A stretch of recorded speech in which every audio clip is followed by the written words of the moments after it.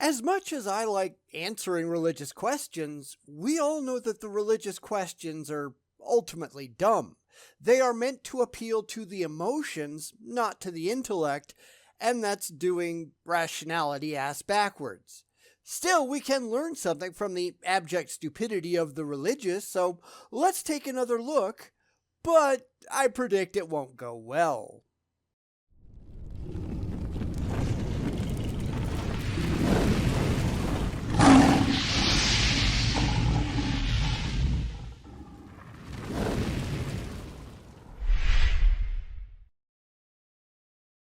The religious are really bad at coming up with reasons for the non religious to believe. Mostly they don't even try. They throw around a bunch of unsupported claims and emotional appeals that they know that their intended religious audience will embrace, and if atheists show up, they just hoof it for the hills because they don't know how to respond to people who value facts over fee-fees. So we're going to do a short video on that today. Stick around. The reason religions are so popular is because they try to answer these 5 big questions. No, that's completely false. The reason they're popular, and that's not a correct statement either, is because people get brainwashed into them, and it's really hard to get rid of bad rubbish if it gets stuck in your head before the age of reason. They spend a lot of time making impotent threats against anybody who would dare question, or worse yet, disbelieve their claims. Well, you'd better believe or else. Or else what? What can you prove is going to happen if I don't believe your nonsense? Yeah, they've got no answers to that, do they? So we're not starting off well, as if that's any surprise. How did I get here? Your parents fucked. That's the answer. If you haven't figured that one out by the time you're an adult, you've got some serious problems. I'm assuming he's going to go into some more detail on these. I mean, this is a short video and all, but it's not that short, and clearly he's just listing off his questions. However, people aren't really interested in the actual answers. They're just looking for emotional comfort. They don't want to know how they got here. That's easy. They want to know what their purpose and meaning for their existence is, and it's just not comforting to find out that you're just a cosmic accident brought about by 2 random animals fucking. For a channel called Road Trip to Truth, they don't seem to care much about the truth, do they? Or maybe they do. I don't know. Let's keep going. Why am I here? There is no why. Why implies purpose, and there is no inherent purpose apparent. Welcome to the real world. Of course, as I said, they're not looking for actual answers. They don't want to know the actual truth. They just want some comfort and a dopamine shot in the noggin so that they can feel better and get on about their day. It's why I hate talking to these people, because they have no grasp on actual reality, and they don't want one. They don't want to know what's actually going on. They just really want to believe. How should I live? However you want. I mean, society and other people are going to have something to say about it, but so long as you live within the general expectations of society and don't go around breaking any laws, you're pretty much allowed to do whatever you want to do within specific social boundaries. Humans are social animals. There's a lot of give and take going on. You need them to survive, so pissing them off is probably not a good idea. And the reverse is true. They need you, so pissing you off probably isn't what they want to do. Again, there are some realistic answers here, and then there's the emotionally comforting nonsense that they really want to be true, but actually isn't. Guess which way the religious go? How should I deal with moral failure? There is no moral failure. This is just the control mechanism baked into religion. This is really what religion is after. Control. They want to make you do what they want you to do because it directly benefits them. Tell me you haven't figured that one out for yourself. Religion invents a problem and then tries to sell you a solution for a problem that isn't real in the first place, and the solution doesn't demonstrably work anyhow. It is shocking just how many people can't understand how this works. But then again, childhood indoctrination is insidious, isn't it? It stops a thinking mind. And where am I going when I die? Nowhere. You're dead. Your body's going to rot, and everything that you ever were, it ceases to exist when the electrochemical activity in your brain goes away. Welcome to reality. Now, like I said, none of this is about truth. It's about fantasy. It's about comfort. They're just looking for feelings, not facts, because facts are scary and they want nothing at all to do with them, at least as much as they can get away with avoiding it.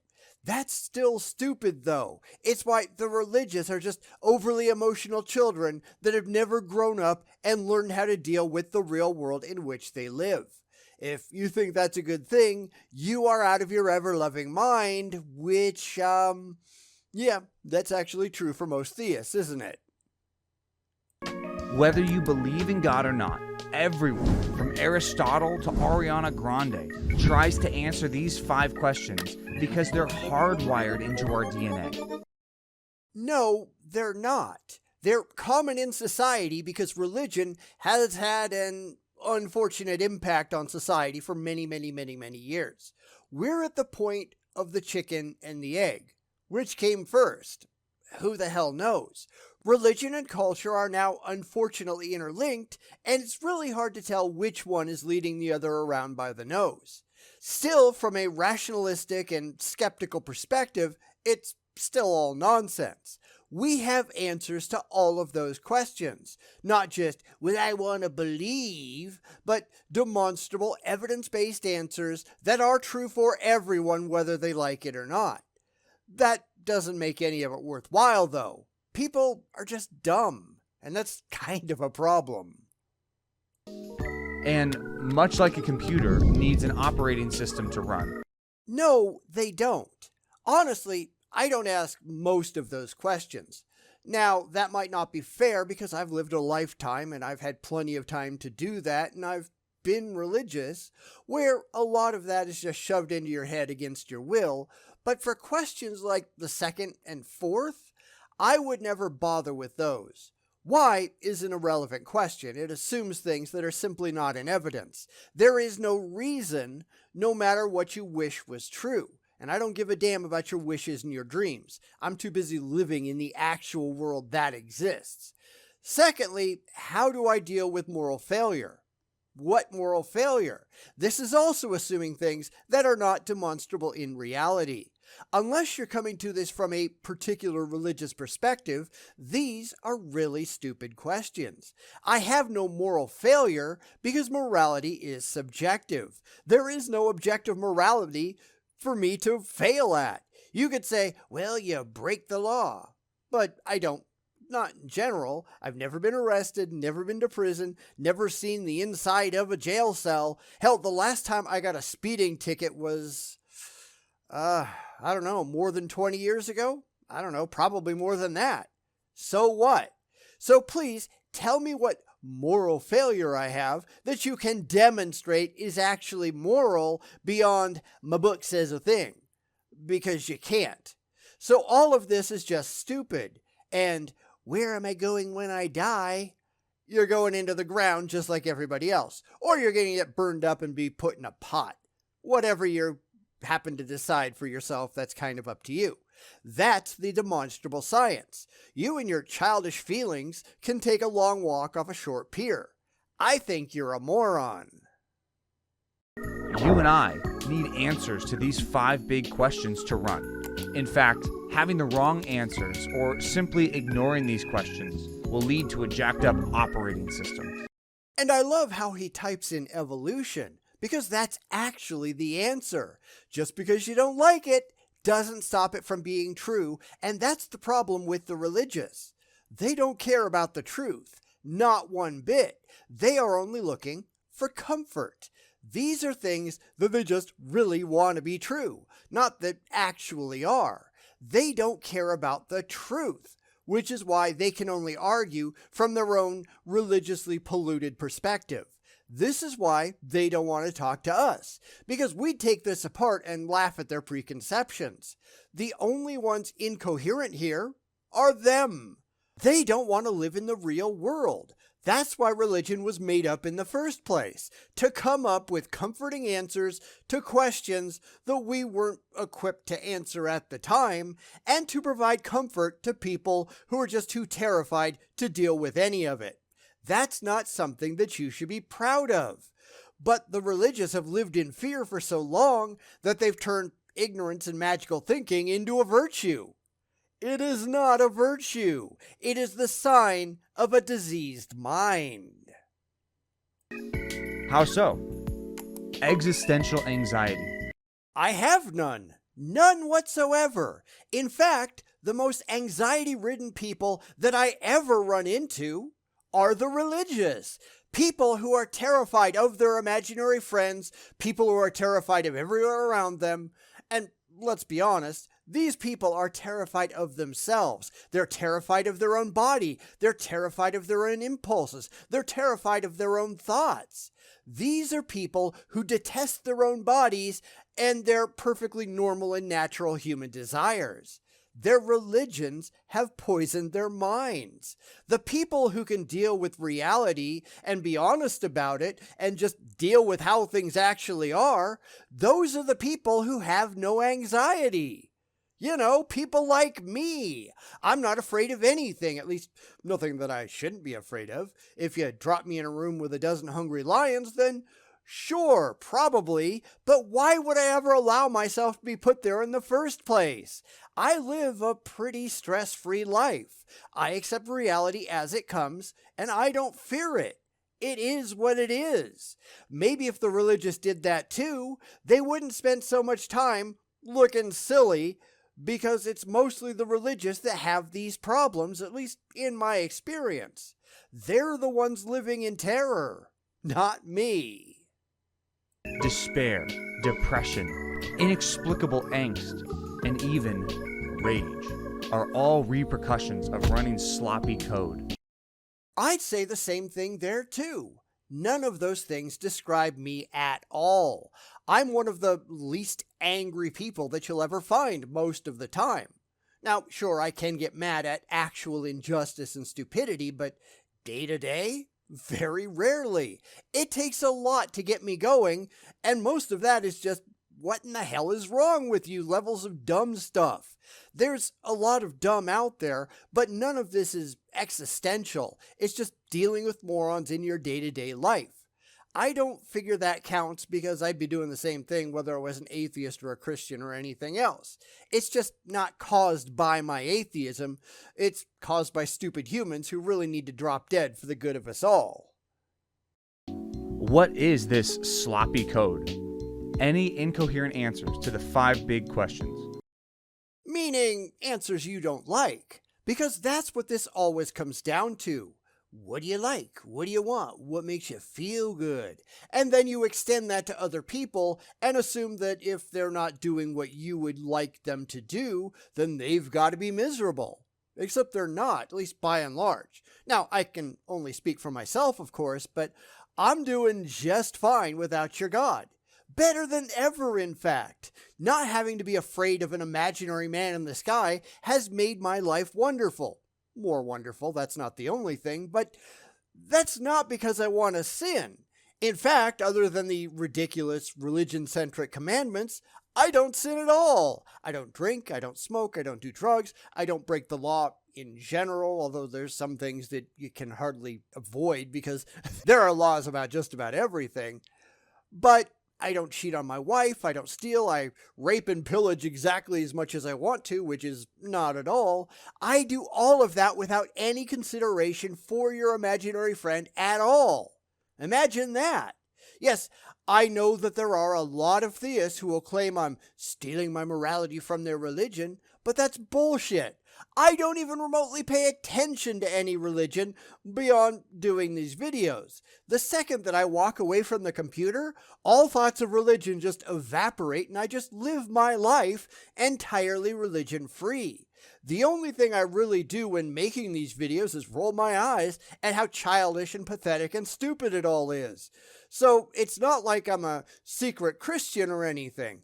I think all of this is just moronic. My morals owe absolutely nothing to any religion. In fact, I figure that religion just stole most of its morality from secular society.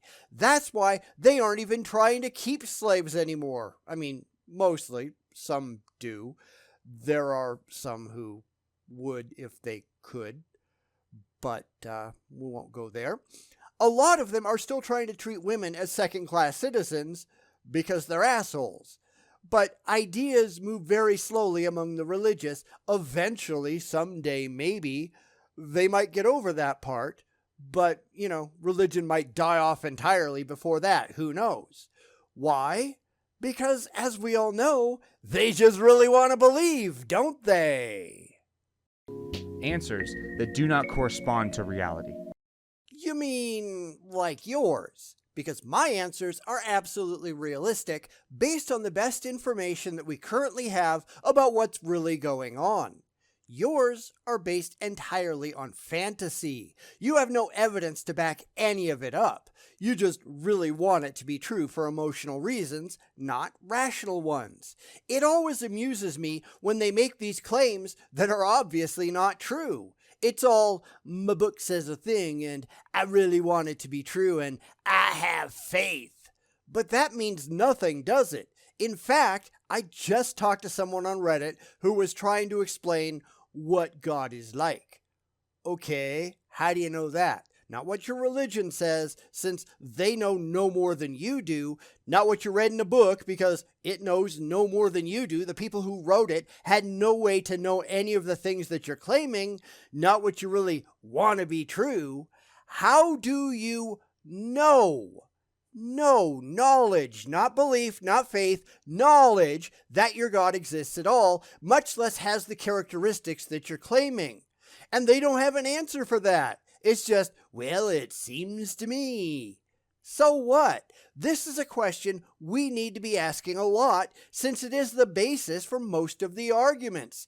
How do you know what it is that you claim to know? Not what do you believe, not what do you have faith in. How do you know? Where is your support for your claims? Where is your evidence that you can present to me, not just claim it's there, but that you can show me is actually real?